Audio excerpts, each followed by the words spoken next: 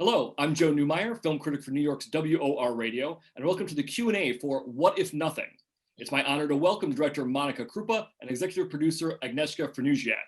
Hello to you both. Thank you so much for being here. Congratulations on the film. Thank you so much. Hi, hello, Joe. Thank you. Hi. It's a fascinating film and really a nail biter as to whether we'll see Professor Niwiński achieve his longtime goal and discover an archaeological find. It's really terrific in so many ways. Let's just start off by asking, when and how did the two of you first hear about Professor Niwiński and his dig in Egypt, and what made you want to make the film about him? First time I heard about Professor Niwiński when I was a young adult, because I was interested in archaeology, and my mother gave me a book written by Professor Niwiński about ancient Egypt. I read it, of course, and became even more fascinated by work of archaeology in Egypt. A few years ago, I decided to make a film about archaeology. While I was looking for a protagonist, I visited an archaeological conference where I saw a lecture of Andrzej Niwiński. I realized that I know him very well as an author of my favorite books. Because of knowledge, charisma, and natural charm, I knew that I want to make a documentary film about him and his amazing work. After the meeting, I told him about my idea, and he said yes. So I was excited and very happy. At that moment, I didn't know how a difficult way was ahead of me and my film crew. So that's. Yeah, he's such a he's a very charismatic guy, and so he's a natural subject for a film. He really captures the camera, and he's so interesting in so many ways. I'm wondering though if he did accept the film crew kind of following the archaeological dig, or did he kind of have any restrictions on the times and the way that you could film? Yeah, well, actually, the permission to film in Egypt is something that is quite a heavy experience to get it, because you need to write a lot of you need to follow a lot of requirements, send a lot of documents, talk to many institutions. So it was a challenge for us. It was a challenge for Monika actually at the time, because when she started to make a movie, she was by her own. Then she found a producer, and then I joined the crew. So it was a long process. But well, actually she finally made it. But there were a lot of funny situations, like for example sending an emails to places and to offices that doesn't work on computers. Wow. We realized after we came there to provide them with a hard copy of some documents that we before sent by email, but it was very surprising when we heard that nobody is using email here. So well, you need to be very careful when you are on the dig site, but like our crew was we were with Andrzej, and with his experience and with the experience of the rest of his archaeological crew, we knew exactly what we can do, where we can go, and how we can film. Although it was sometimes a guerrilla filming, like from. Well, I hadn't even thought about that there's obviously areas in the desert and in Egypt that Wi-Fi is difficult, or it's just difficult to kind of get your computer going. That's interesting. Yeah. Well, you didn't have any computer there actually. Yeah. Wow. And as he the film clips of him also from the decades past is fascinating. As he provided those film clips from 20 years plus of the dig, did you realize his attitude changed? Did you watch his attitude change about the possibility of finding anything, or maybe even did the making of the film force him in a way to come to terms with what might be an unsatisfying conclusion to his search to the entrance of the tomb? Because even your title of your film alludes to his wondering, what if nothing is there? What if nothing? So did that kind of help him kind of come to some terms with what he was going to be facing? Well, actually, those films were provided by the member of his crew. We started to work with Andrzej in 2013, and I don't think so that the film crew and the fact that we are filming was a special motivation for him. His biggest motivation were small discoveries made during the mission. He knew that those small things may announce something bigger, and he was doing research all the time, studying documents, travel all over the world to try to find some information. And I don't think that the fact of filming influenced his attitude about the possibility of finding anything. He's a true believer. He knew that he's right, but of course there was some moments of doubt, which makes him very human for us and for audience. But I never felt that we had this kind of influence on him. But a lot of people in his crew made some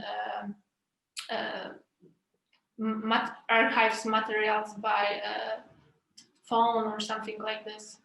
Yeah, it's interesting because it's true, right? He is, it must be part of being an archaeologist is the possibility that nothing is there, but it's also such a human and universal issue that he's going through, because as he goes through his search, what if nothing is there?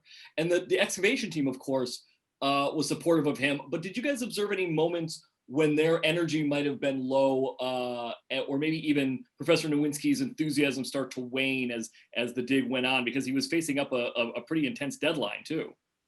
Of course, after the first defeat, what we can see in our film, he had a weaker moment.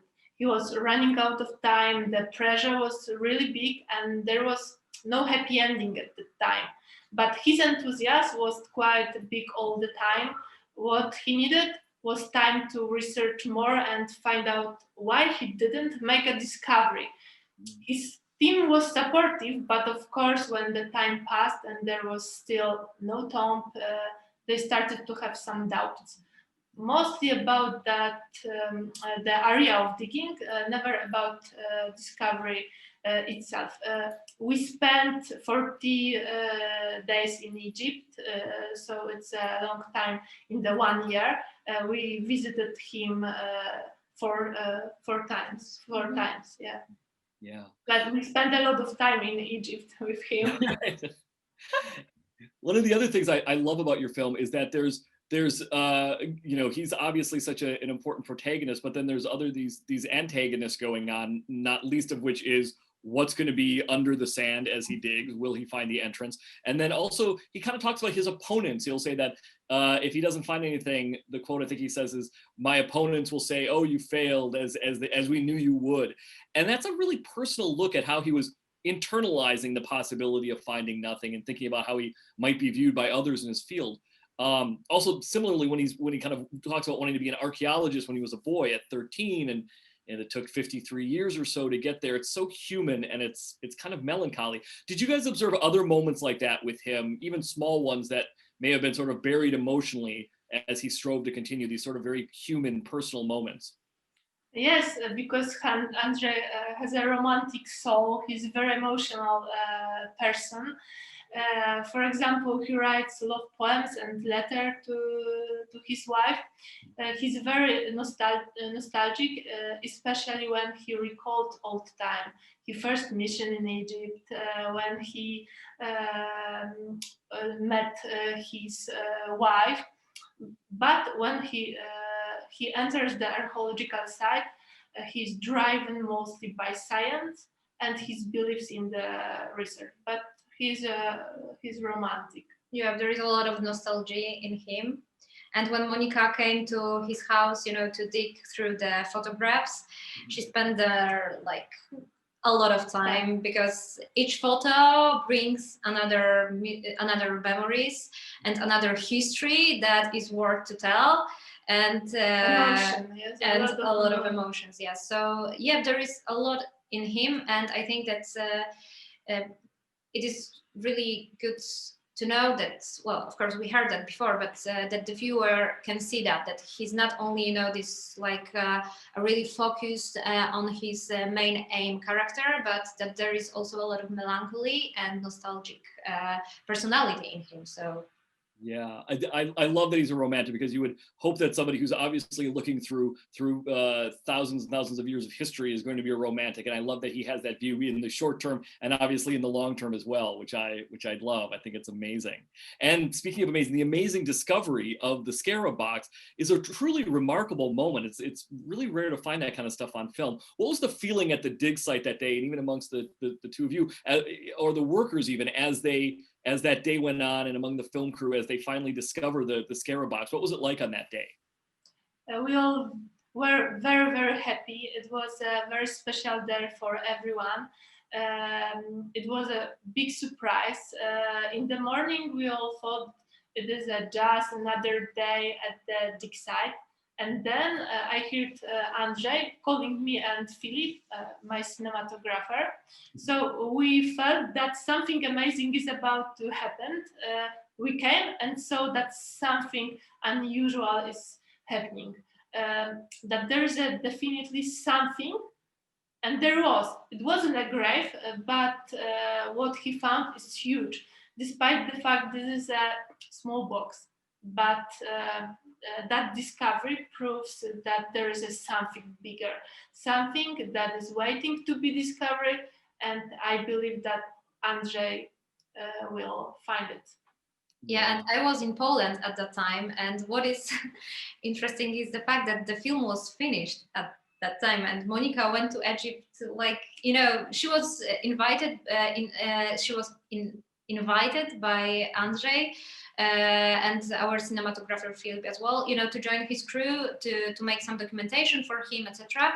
But our film was edited. It was actually already in Polish film, presented in Polish Film Institute, and suddenly Monika called me and told me that you won't believe what happened. Yeah. Andrzej found a very important box, and we have everything filmed, and those scenes are great. So we need to re-edit the film again. And yeah, well, so we had a lot of luck with that, because our film was a little bit different. It was a different movie about different thing. So Wow. yeah, That's incredible. It's sort of like, in some ways, it's like it's both the dream and maybe in some ways the fear too of documentary filmmakers, of like, you know, you've got it completed, you're about to show it, and then you get the call, you're like, wait a minute, the entire third act has to change. yes, exactly, the entire third act. That's what happened. But well, we went to Egypt to spend some holiday with my cinematographer. So, but we have a great material. We was waiting for something like this. Wow. Oh, that's incredible. And because the ending is it's so momentous, and to think that it was obviously the complete opposite up until then. That's amazing. Have you guys spoken to Professor Niwiński since the film was completed? What are his plans now? And I mean, I'm sure he has upcoming digs planned. Yeah, of course, we are in touch with Andrzej all the time. Actually, Monika and him, they became friends, and even today they were having some chats, and they were working on some interview together. So yes, we are helping each other. If Professor Niwiński needs any help with, I don't know, some materials like photographs or films or any other files, video files, we can always provide him with that, and he's helping us with the promotion of the film. You know, he is always ready to give an interview. And well, we are also visiting him sometimes. Monika is like a friend of his wife. Yes, and well, what his plans for the future are, of course, he's coming back to Egypt this year. Mm-hmm. He was supposed to do that last year, but we all know what happened. Yeah, right. So he had to postpone his plans, which are big, because he wants to make the final discovery and then go to the retirement. So yes, we are keeping our fingers crossed. He's going to Egypt in March, and we will see what happens. Yeah, right. Are you guys? Yeah, have you guys gotten in touch with him in terms of wanting to maybe film a little bit, or will he contact you if there's something that might be a great dig? So maybe there's even a follow-up in some ways? No, our crew is not traveling with him this time, but Well, now we don't know, because first of all, he needs special permission. So now he wants to. yeah, it's much difficult. Yes, it's much more difficult right now to go there because of the pandemic problems, etc., etc. So yes, but who knows? Yeah, right. Wow. We are waiting for the invitation. Yeah. Well, lastly, in addition to everything else that's so amazing about your film cinematography, the score, the editing, it creates such a level of excitement, an atmosphere and tension about what's going to happen. It's a real nail biter. Were you guys aiming for a certain kind of feeling with all of those as you put the film together? I think that's from the production side, what we didn't want to make was a typical Discovery Channel film, which I love those kind of films, but we wanted to make an artistic documentary about the scientist,